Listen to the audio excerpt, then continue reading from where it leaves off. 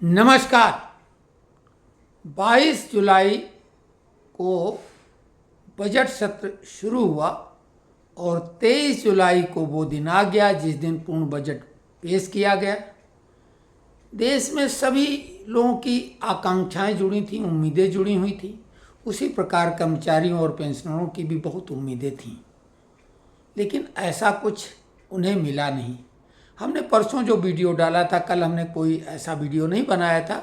परसों जो हमने एक वीडियो बनाया था, उस वीडियो के कमेंट्स में लोगों ने हमारे ऊपर व्यक्तिगत ये टिप्पणी की कि हम तो बहुत खुश होंगे क्योंकि सरकार ने कुछ दिया नहीं। अरे तो आपका कुछ छीन लिया क्या भाई? सरकार ने कुछ छीन लिया? बहुत दिक्कत तब होती जब बहुत तुच्छ स्वार्थ के लिए, कुछ अपने फायदे के लिए आप खुद अपना आत्मघाती कदम उठाते हैं, क्योंकि लोग धमकी दे रहे हैं कि बीजेपी तो ऐसा कर नहीं सकती। यानी कुल मिला के एक मुहिम चलाई जा रही है निरंतर कि सारी समस्याओं की जड़ बीजेपी है। और बीजेपी कब? एक बार वाजपेयी सरकार एनडीए के रूप में आई थी और 2014 में भाजपा की सरकार आई, तीसरा टर्म उसका चल रहा है। आपको मालूम होना चाहिए कि कांग्रेस जो सभी समस्याओं के समाधान की बात खटाखट और फटाफट कर रही है, अपने तुच्छ स्वार्थ के लिए, कुर्सी की इच्छा की पूर्ति, और उनका एक एजेंडा था इस देश को बर्बाद करना, गजवाए हिंद बना देना। क्योंकि कहने को नामधारी हिंदू थे, जैसे कि आज भी बहुत सारे नामधारी हिंदू हैं, लेकिन उनकी गतिविधियां, उनकी सोच, उनके द्वारा तरह तरह के उपक्रम, जिसे षड्यंत्र भी कहा जा सकता है, इस देश को बर्बाद करने का है। और समुदाय विशेष के तो वो आंख बंद करके समर्थन करने में लग जाएंगे, लेकिन सनातन को बर्बाद करने में सारी अपनी शक्ति लगा देंगे, चाहे वैचारिक शक्ति हो, शारीरिक शक्ति हो या कोई अन्य। 47 में गजवाए हिंद को सत्य करने के लिए ये देश को टुकड़े टुकड़े किया गया। आज जो टुकड़े टुकड़े गैंग आप सुन रहे हैं, ये 47 में टुकड़े टुकड़े गैंग के सरगना तथा कथित बाप और चाचा थे, बापू और चाचा। और उन्होंने एक जिन्न तैयार किया, जिन्ना उसका नाम था। लेकिन टुकड़े टुकड़े तो नेहरू की कुर्सी की भूख को मिटाने के लिए, क्योंकि लॉर्ड माउंटबेटन तो नेहरू का क्या उनके संबंध थे, हम उस पर टिप्पणी न करें तो ज़्यादा अच्छा। सोशल मीडिया के इस दौर में सबको मालूम है। तो जिन्ना को तो खड़ा किया गया और उसके सर पे ठीकरा फोड़ा गया, पाकिस्तान बन गया। फिर कश्मीर, वो तो सरदार पटेल ने सेना भेज दी थी, क्योंकि वो मामला नेहरू ने अपने हाथ में लिया था। पीओके, पाकिस्तान ऑक्युपाइड कश्मीर, नेहरू की वजह से पाकिस्तान में चला गया। और 565 टुकड़े देश के होने थे। सरदार वल्लभ भाई पटेल के प्रयास से ये इतना बड़ा देश बन पाया। लेकिन इसके बाद इस देश को बर्बाद करने के कई उपक्रम किए गए। एक तो इस देश को कमज़ोर करने के लिए सेना के मामले में जो वर्ल्ड वार सेकेंड था, द्वितीय विश्व युद्ध, उसमें भारतीय सेना का ही, जो भारतीय मूल के लोग थे, उनका पराक्रम सबसे ज़्यादा उल्लेखनीय था। और नेताजी सुभाष चंद्र बोस की स्थिति वैसी थी जैसे राणा प्रताप के खिलाफ मान सिंह लड़ रहा हो। भारतीय सेना के खिलाफ भारतीय सेना नहीं तो 60,000 सैनिकों की आज़ाद हिंद फौज। उन्हें उम्मीद थी कि भारतीय सेना उनकी मदद करेगी, क्योंकि उसमें सब भारतीय हैं। और सेना चाहती भी थी, लेकिन वो कांग्रेस, गांधी का इशारा एक मिल जाता तो विद्रोह हो जाता और भारत आज़ाद हो जाता। लेकिन इन्हें आज़ाद तो कराना ही नहीं था। तो ये टुकड़े टुकड़े गैंग वहाँ से शुरू हुआ और जाते जाते आप देख लो, आज भी उसी नक्शे कदम पर कांग्रेस है। कल पार्लियामेंट में पूर्व मुख्यमंत्री पंजाब के चन्नी ने आतंकवादी अमृतपाल का खुलेआम समर्थन किया और बोला जल्दबाजी में एनएसए लगा दिया गया, 20 लाख लोगों ने उसको चुना है, 20 लाख लोगों के विश्वास का प्रतिनिधि है, उस पे से हटाया जाए। कुल मिला के उसको माननीय सांसद वो बोल रहे हैं, एक आतंकवाद के खुले समर्थक। अमृतपाल की माता जी ने बोला नहीं हमारा बेटा कोई खालिस्तानी समर्थक नहीं है ऐसा, तो उस बेटे ने माँ को डांट लगा दी। यानी माँ की भी बात जो उसको अपने बच्चे को बचाना चाहती थी, तो उसने बोला नहीं हम खालिस्तानी समर्थक हैं। और ऐसे व्यक्ति का समर्थन कांग्रेस के पूर्व मुख्यमंत्री बिना राहुल और सोनिया के इशारे पर तो नहीं करेंगे। अब आप कहेंगे कि चन्नी को इतना महत्व क्यों दिया गया। पंजाब में 3 तरह की भारी दिक्कतें हैं इस समय।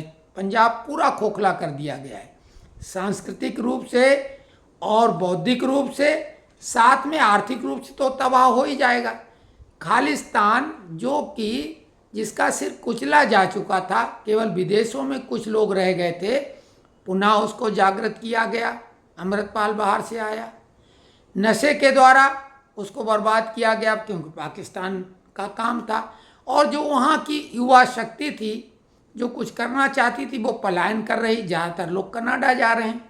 तो पंजाब तो खोखला हो गया। जो वहाँ के युवा या अन्य लोग बचे हैं वो नशे में मस्त हैं, खोखले हो रहे हैं, मर रहे हैं। बुढ़े लोग रह गए हैं या नशेड़ी रह गए हैं या जिनका अपना खुद का कारोबार है और कुछ अपना आतंक का समर्थन करने में लगे हुए। तो अपने को चन्नी के एक और जो वजह है वो है धर्म परिवर्तन। उले लाला जो क्रिश्चियनिटी का, ये चन्नी खुद क्रिश्चियन है, वो तो मान जैसे अब पगड़ीधारी सिख बन गए। आपने मान को जब कॉमेडियन शो में देखा होगा तो ये मोना पंजाबी थे, लेकिन अब वो पगड़ीधारी सिख हो गए हैं। उसी प्रकार चन्नी क्रिश्चियन है, सभी को मालूम है। और क्रिश्चियनिटी को बढ़ावा किसके इशारे पे मिला? सोनिया गांधी के इशारे पे। जब से सोनिया गांधी यहाँ आई, देश की डेमोग्राफी में क्रिश्चियनिटी कहाँ तक बढ़ गई। केवल मुस्लिम आबादी नहीं बढ़ रही है, क्रिश्चियन को दक्षिण भारत में जितने भी एससी समुदाय में आते हैं, इवन कुछ ओबीसी के भी लोग, वो अघोषित रूप से क्रिश्चियन हैं, क्योंकि उन्हें एससी वाले लोगों को तो लाभ भी लेना है एससी का। वो क्रिश्चियन उन्होंने कागज में डिक्लेयर नहीं किया है और वो हैं क्रिश्चियन। तो धर्म परिवर्तन, नॉर्थ ईस्ट पूरे स्टेट को क्रिश्चियन में बना दिया गया। तो कुल मिला के धर्म परिवर्तन का जो वहाँ पंजाब में खेल चल रहा है क्रिश्चियनिटी का, बिना सोनिया गांधी के इशारे के क्या चल रहा है। तो चन्नी ने जो आतंक का समर्थन किया खुल के, और वो अमृतपाल वही है जो इंदिरा गांधी की हत्या को जायज़ ठहराता है। वो खालिस्तान ने ही किया था। 76 में इंदिरा गांधी ने ही सबसे पहले इस आतंक को जन्म दिया। इंदिरा गांधी या कांग्रेस की कोख से ही ये आतंकवाद जन्मा पंजाब में, क्योंकि अकाली दल को ये ख़त्म करना चाहते थे। भिंडरावाले को तैयार किया और 80 में खालिस्तान का आंदोलन शुरू हो गया। और जो उन्होंने नांग पाला था उसी ने आखिरकार इंदिरा गांधी को डसा। लेकिन उसके पीछे भी सोनिया गांधी का खुल के हाथ था, क्योंकि ठक्कर आयोग का इशारा किसकी तरफ था? सोनिया गांधी की तरफ। उस रिपोर्ट को सदन में टेबल नहीं होने दी राजीव गांधी ने, पत्नी के कहने पे, यानी सोनिया गांधी। संजय गांधी को हटा दिया रास्ते से, इंदिरा गांधी को हटाया, संजय गांधी को हटाया, और बाद में राजीव गांधी को। कैसे कि जिस इंदिरा गांधी को खालिस्तानियों ने मारा उसकी समर्थक कांग्रेस है, तो इसका क्या मतलब है भाई? नाथूराम गोडसे ने गांधी की हत्या की, आज तक उसको लोग जो है आतंकवादी जाने क्या क्या कहते हैं, कहना भी चाहिए।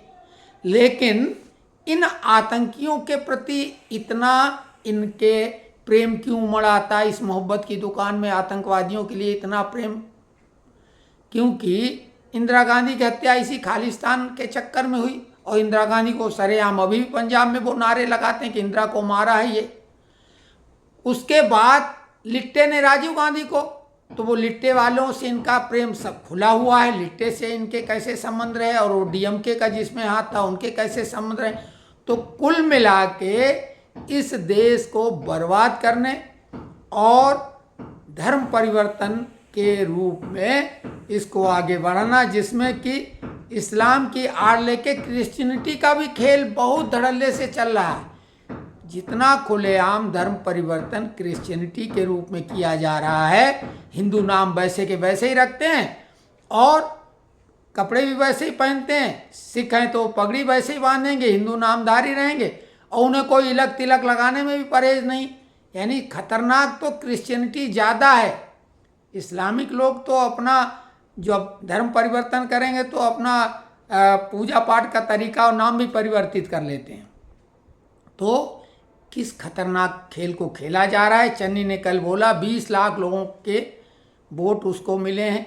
भैया 20 लाख वहाँ के मतदाता हैं और अमृतपाल को 4 लाख वोट मिले, यानी 16 लाख लोगों ने नकारा। जैसे कि आप बोलते थे एनडीए सरकार को कि इसमें 60-65% लोग तो खिलाफ हैं उसके, तो फिर वहाँ 16 लाख लोग 20 लाख में से खिलाफ हैं। खैर वो एक अलग नैरेटिव है, लेकिन हम अपने तमाम मित्रों को बताना चाहते हैं कि छोटे मोटे लाभ में आपको बरगला के उस प्लेटफॉर्म पे ले जाया जा रहा जहाँ कि आपको इस सरकार के खिलाफ खड़ा किया जा सके। और पिछले चुनाव में हुआ, आप ले लो, कश्मीरी पंडित हर मामले में, पढ़ाई लिखाई, संपत्ति, धन, वैभव, सब मामले में बहुत आगे थे। लेकिन क्या उनका हश्र हुआ? ये देश गजवाए हिंद की तरफ बढ़ रहा है, धड़ाधड़ धर्म परिवर्तन हो रहे हैं। आप याद करो कांग्रेस का वो शासन यूपीए 1 और 2 का, कहीं भी बम फटते थे। तो पुनः उसी दौर में अगर लौटना चाहते हो, दूसरी बात है, ठीक है आपकी जायज मांगे तो मानी जाएंगी और मानी भी जा रही, लेकिन आप एक बात बता दो कि कौन सी चीज़ ऐसी हुई भाजपा के आने के बाद 14 में जो आपकी छीन ली गई हो। जो पेंशन वापस की मांग हो रही है, एनपीएस स्वाभाविक है उसका ड्राफ्ट वाजपेयी सरकार ने तैयार करके मंजूर कराया था, लेकिन लागू तो यूपीए 1 में हुआ, फिर यूपीए 2 में भी, और तब कोई खोज खबर नहीं ली गई।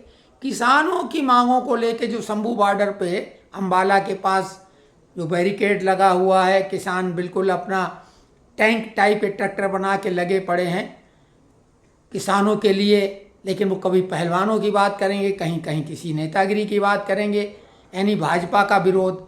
और कर्नाटका में 1182 किसान आत्महत्या कर चुके हैं पिछले 15 महीने में। पिछले 15 महीने में इसी कांग्रेस की जो वायदा नीति थी वो नहीं पूरी होने की वजह से, जो किसानों की कर्ज माफ़ी की बात थी, उस चक्कर में 1182 किसानों ने आत्महत्या कर ली। और वहाँ के कृषि मंत्री बोल रहे हैं 5 लाख का मुआवजा पाने के लिए आत्महत्या लोग कर रहे हैं, और वो चाहते हैं कि सूखा पड़े ताकि उनको मुआवजा मिले और वो आत्महत्या करें। तो इस टाइप की तो वहाँ बात चल रही है। और एक किसान नेता यहाँ शंभू बॉर्डर पर मौज मस्ती में लगे हुए हैं और दिल्ली में हुड़दंग मचाने की तैयारी कर रहे हैं। तो कुल मिला के सबकी मंशा समझो।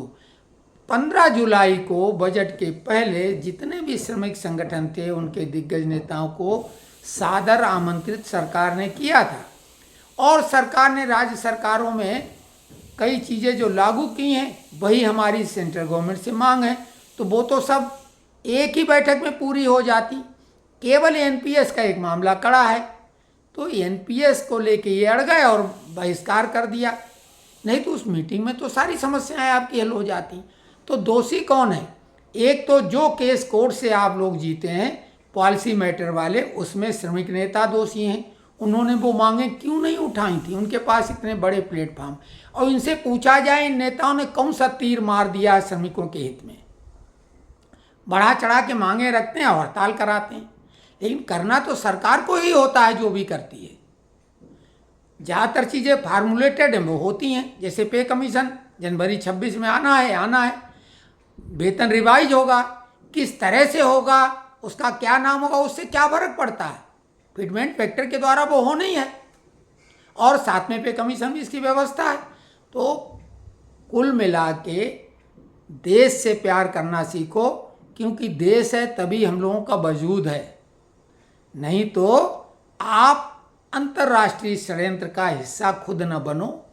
आप समझदार हो, इस दुनिया में बहुत सुख भोग लिया जो भी सुख दुख जो भी भोगना था, और अब उस लालच के घेरे से निकलो जो आपके दिमाग में ठूंसा जा रहा है, कुछ छोटा मोटा एरियर, कुछ बढ़ोतरी, इस चक्कर में ठीक है वो सरकार को करना चाहिए और सरकार करेगी भी, लेकिन उस चक्कर में आप किस सरकार के खिलाफ बात करते हैं? आप ये बताओ, आप तो 60 साल में रिटायर हो गए, अपने को बुढ़ा समझने लगे हो, लेकिन मोदी किस एज में है? एक 70+ वाला व्यक्ति अनवरत बिना छुट्टी लिए लगातार किसके लिए लगा है? वो अपने लिए क्या कर रहा है? ऐसे व्यक्ति के ऊपर लांछन लगाना, उंगली उठाना, मतलब क्या उसको कहोगे?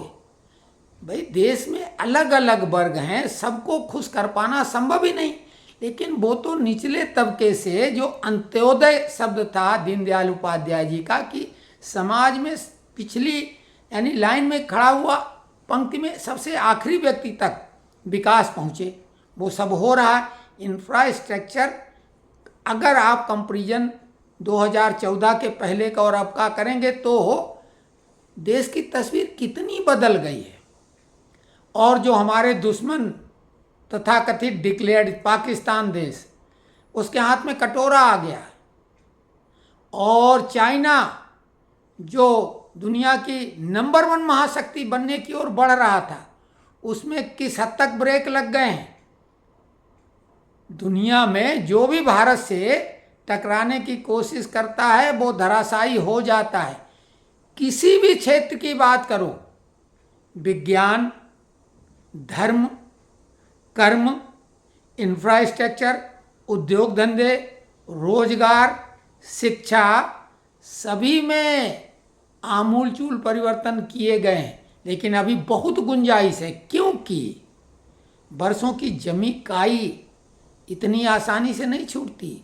जो भ्रष्टाचार नसों में दौड़ रहा है लोगों के, वो क्या इतनी जल्दी से मान जाएगा? कानून बनाए जा रहे हैं, लेकिन भ्रष्टाचारी और उनका जो नेटवर्क इतना तगड़ा था, पहले उन्हें बोला गया 5 साल के लिए सरकार आ गई, अगले में चली जाएगी, फिर अगले में भी नहीं गई। इस बार कोशिश की गई पूरी तरीके से अंतर्राष्ट्रीय स्तर पर, और हारने के बाद भी वो अपने को जीता डिक्लेयर कर रहे हैं। तो कुल मिला के जितने देश विरोधी ये तत्व हैं, इन सब के फन कुचले जाएंगे, इसमें कोई संदेह नहीं करो। लेकिन अपना अगर सहयोग नहीं कर सकते हो देश हित में, तो शांत रहो, कम से कम देश विरोधी, देश के गद्दारों की कतार में तो मत खड़े हो भाई। जहाँ तक हम अपनी बात कर रहे हैं, तन मन धन मन प्राण सब देश के लिए न्यौछावर करने को कभी भी तैयार हैं, और पूरे जीवन में कोई भी आरोप नहीं लगा सकता कि हमने एक भी ऐसा कार्य किया है जो समाज के विरोध में हो, देश के विरोध में हो। धन के लिए कोई कार्य नहीं किया, क्योंकि धन जितना आवश्यक वो तो मिल रहा है, पेंशनरों को जितनी आवश्यकता उससे कहीं ज़्यादा मिल रहा है। तो कुल मिला के ये टुकड़े टुकड़े गैंग के बहकावे में मत आओ। जेएनयू में जैसे टुकड़े टुकड़े गैंग के नारे लगे थे, उसके सरगना की पीठ थपथपाने राहुल गांधी खुद पहुंचे थे और उसको अपनी पार्टी में ले आए। 2 बार मेंबर ऑफ पार्लियामेंट की टिकट दी, जनता ने उसको लात मार के बाहर किया, नहीं जिताया। लेकिन फिर भी वो गैंग, क्योंकि उनको फंडिंग होती है बाहर की। राहुल गांधी ने बोला था कि हम पूंजी का वितरण करेंगे जो धनी है, तो राहुल गांधी खुद वितरण करें। नाना दादी पिताजी कितनी जमीन तो उनको दफनाने के लिए लगी है, उनका समाधि स्थल बनाने के लिए। हालांकि उन्हें जलाया गया, वो तो दिखाने के लिए, क्योंकि बोर्ड लेना है। तो उनके समाधि स्थल अरबों खरबों रुपए की ज़मीन में बने हुए हैं। जहाँ जिस बंगले में वो लोग रहते थे वो बंगले भी उनने ले लिए। परिवार में 3 सदस्य, 2 बेटे 1 माँ, 3 बंगले। वो तो प्रियंका को फिर नियम विरुद्ध हटाया गया, लेकिन ये सब चल रहा है। कुल मिला के ये जो सरगना है, आतंकवाद को बढ़ावा देने वाले, इस देश को बर्बाद करने में जो भी इस देश के दुश्मनों उन शक्तियों से खुल के कांग्रेस अब सामने आई हुई है और हिंदुओं के विरोध में कुछ भी करने को तैयार हैं। धर्म परिवर्तन, उनकी हत्या, उनके अधिकार छीनना, उनके ऊपर तरह तरह के अंकुश लगाना, तो ये उनकी नीति रही और आगे भी जारी है। और इसके बाद भी अगर आप नहीं चेतो तो ले लो कुछ एरियर और ये वो, अरे वो तो देने को तैयार थी। जब मीटिंग में तुम उनसे डिस्कशन ही नहीं किया तो उसको उन्होंने डिक्लेयर नहीं किया। वो तो चाहते हैं श्रेय लो। मीटिंग वहाँ 15 जुलाई की मीटिंग श्रमिक नेताओं ने उसका बहिष्कार किया। उधर पार्लियामेंट में ये बहिष्कार पे बहिष्कार करते हैं, बोलना कुछ आता नहीं। कायदे में सरकार को ऐसे लोगों का भत्ता बंद करना चाहिए, वेतन नो वर्क नो पे वाला फार्मूला वहाँ भी लगे। किसान कर्नाटक पे नहीं बोलेंगे जहाँ 1182 किसानों ने आत्महत्या कर ली। और उस आंदोलन में कहाँ कितने लोग मर गए थे बीमार, जबकि न तो डंडा किसी पुलिस ने चलाया, गोली की तो बात छोड़ दो, वो कहाँ से शहीद हो गए। अब वो 1182 राहुल गांधी आपके शासित प्रदेश में जो शहीद हुए हैं किसान, उनको आप 1-1 करोड़ मुआवजा दो तो माने। और अपनी जो व्यक्तिगत पूंजी है, आपके आगे पीछे तो कुछ है नहीं, डिक्लेयर्ड आगे पीछे कोई है नहीं, तो आप अपनी संपत्ति का बंटवारा करो ना। ऐसे लोगों को आप हाथरस पहुंच गए थे, उनको सबको 10-10, 20-20 लाख अपनी संपत्ति में से देते। आपने तो इतना अकूत धन कमा लिया है, स्विस बैंक तक जो है।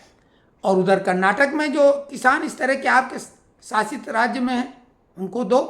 और 1 लाख जो देने की बात की थी, इनको अच्छा नहीं लगता। विदेश से आया सोना आ रहा है, लाया जा रहा है, देश की रिजर्व मनी लगातार बढ़ती जा रही है। देश जितनी मजबूती से इनके टाइम में 11वें पायदान पे थे, अब 5वें पायदान पे आर्थिक महाशक्ति बन गया है। 27 तक 3रे पायदान पे आ जाएगा। इन्हें फूटी आँख भी नहीं सुहाता है। इसलिए ये 1 लाख रुपए जो खटाखट देने की बात कर रहे थे और जो तमाम घोषणाएं थीं, उससे देश दिवालिया होने में 1 साल भी नहीं लगेगा। 1 महीने ही पर्याप्त है दिवालिया। और ये तो उठाएंगे अपना और निकल लेंगे विदेश में। नागरिकता भी दोहरी है सरकार, लेकिन कर क्या रही है? इनके ऊपर हाथ क्यों नहीं ठीक ढंग से डालती? MP MLA में 2 साल में फैसला होता है। ये लगातार जमानत पे कई केसों में बाहर हैं और सरकार कुछ कर नहीं रही। सुप्रीम कोर्ट तो उन्हीं के पालित लोग हैं, कॉलेजियम सिस्टम से बने हुए लोग हैं। वकील कोर्ट सब कानूनी किताब से हटके कोई उनकी लाल किताब स्पेशल है, उससे वो फैसले देते हैं। तो खैर, जिन लोगों को ये लगता है कि हम इस बात से खुश होते हैं कि कर्मचारियों का अरे हम नुकसान की बात तो नहीं, क्या नुकसान हो गया? ना कर्मचारी का हुआ, ना पेंशनरों का। हमें ये भी मालूम है कि यही सरकार देगी और जो अपेक्षाएं वो सारी पूरी करेंगी। लेकिन श्रमिक नेता जब चर्चा ही नहीं कर रहे हैं, नेशनल काउंसिल में तो चर्चा होगी, अगर उसका भी बहिष्कार करेंगे तो बात की बात है। वो रेलवे का चक्का जाम कराना चाहते हैं जिससे देश ठप हो जाए। कुल मिला के नियत समझो। और आपसे जो जुड़ी हुई खबरें देने वाले यूट्यूबर प्रोफेशनल हैं, जो इससे पैसा कमाते हैं, वो कुछ भी खबरें चला के आपका मनोबल बढ़ा देंगे। ये लाभ मिलने वाला, वो मिलने वाला, ऐसा हुआ वैसा। कहाँ क्या मिल गया बताओ? तो फालतू दे कौन रहा था? सरकार ने कभी बोला कुछ? ये यूट्यूबर कुछ भी बोल देते हैं और आप फिर अभी 5% DA तक दे रहे हैं यूट्यूबर जो बहुत बड़े वाले हैं। और हमने 1 मार्च को बोला था 3% महंगाई भत्ता बढ़ेगा। अरे वो फार्मूला है, न सरकार उसमें घटाती न बढ़ाती है। लेकिन सरकार को घेरना है, सरकार के ऊपर उंगली उठाना है, कर्तव्यों के ऊपर भी ध्यान दो। हम पेंशनर अगर सरकार के द्वारा ये जो पेंशन हमको मिल रही है, तो देश के प्रति कर्तव्य इतने तो निर्वहन करो कि इस देश को सजाने संवारने में, आगे बढ़ाने में कुछ तो योगदान दो, वैचारिक रूप से ही दो। और अगर वो भी नहीं दे सकते तो चादर तान के सो, खाओ पियो मस्त रहो, ऊपर चले जाना। कुछ लोग खाने के लिए जीते हैं तो कुछ लोग जीने के लिए खाते हैं, हमें उससे नहीं मतलब। लेकिन कम से कम देश विरोधी मानसिकता से तो उबरो। ये जो इनका नैरेटिव, इनका एजेंडा है, उसके चक्कर में मत पड़ो। हमारे ग्रुप में ज़्यादातर लोग वही हैं जो 24 कैरेट सोना है, जिनको ये दर्द होता है कि हाँ ये हमें मिलना चाहिए, नहीं मिला, दर्द है। लेकिन वो ये जानते हैं कि देगी भी यही सरकार, और ये सरकार देश विरोधी नहीं है। कम से कम इसको छोड़ के सारे लोग, उनको मौका मिलेगा नोच खाएंगे। ये पेपर लीक क्यों होता है? पेपर लीक के पीछे कौन निकले लोग हैं मालूम है ना? समुदाय विशेष के ही लोग हैं, तब से शांत हैं ये लोग। और कोर्ट ने भी इसलिए नरम रुख अपनाया, मालूम है ना? तो कुल मिला के निवेदन अपील हमारी यही, हम आपको सच्ची खबरें देते रहेंगे, अपने सोर्सेस से आपके हित में होगा वो बताते रहेंगे। अब मानना न मानना आपकी मर्जी है, और साथ में हम कहीं कोई फर्जी बात नहीं कर रहे हैं, लेकिन nation first, nation first, nation first हमारा एजेंडा है और रहेगा। भारत माता की जय।